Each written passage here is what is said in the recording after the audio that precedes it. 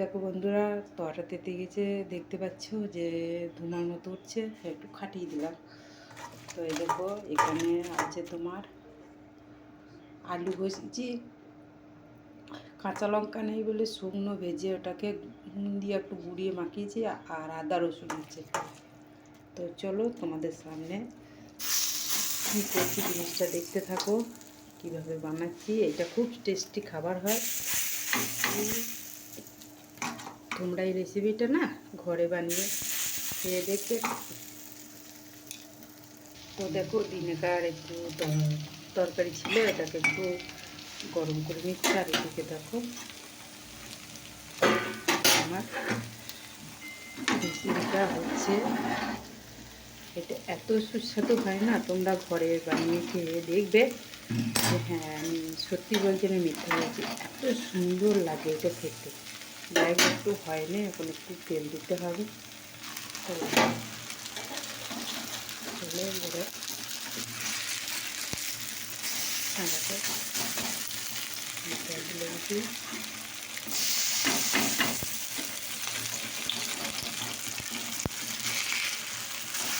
এইভাবে আস্তে আস্তে করে একটু তুলে নিলে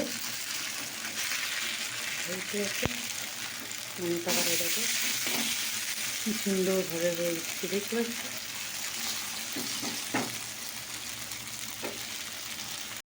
তো দেখো আমি উল্টিয়ে দিলাম, এদিকে দেখো তরকারিটা গরম হয়ে গেছে।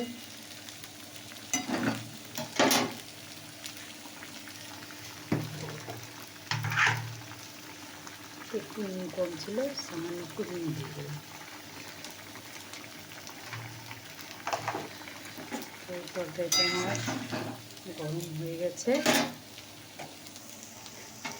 তো চলো এটাকে আবারও ওটাই দেখলে এই পিঠটাও কিন্তু এরকম হয়ে গেল। তো এই খাবারটা না খুব সুস্বাদু, যেহেতু এটা হয়নি, কম হয়েছে।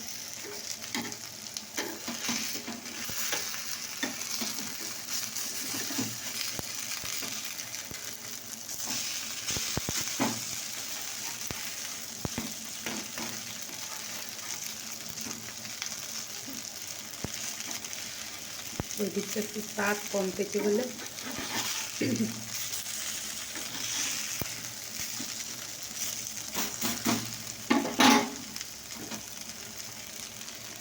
তো তোমাদের এই খাবারটা মানে আমার রেডি হয়ে গেছে, একটুখানি হলেই আমার হয়ে যাবে।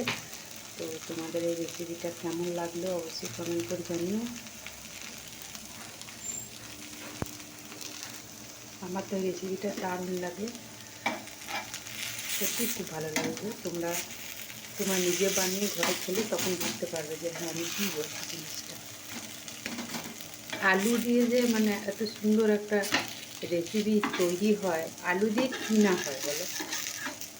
আলু দিয়ে কী না হয়? আলু সেদ্ধ, আলু ভাজা, আলু তরকারি, আলু সব কাজেই যাবে বলো। তো আমার এই রেসিপিটা তৈরি হয়ে গেল। তো তোমাদের এই রেসিপিটা কেমন লাগলো অবশ্যই কমেন্ট করে জানিও। হ্যাঁ আমি যেভাবে বললাম যে এইভাবে বানিয়ে তোমরা ঘরে বানিয়ে খাবে, দেখতে পাবে কেমন লাগবে।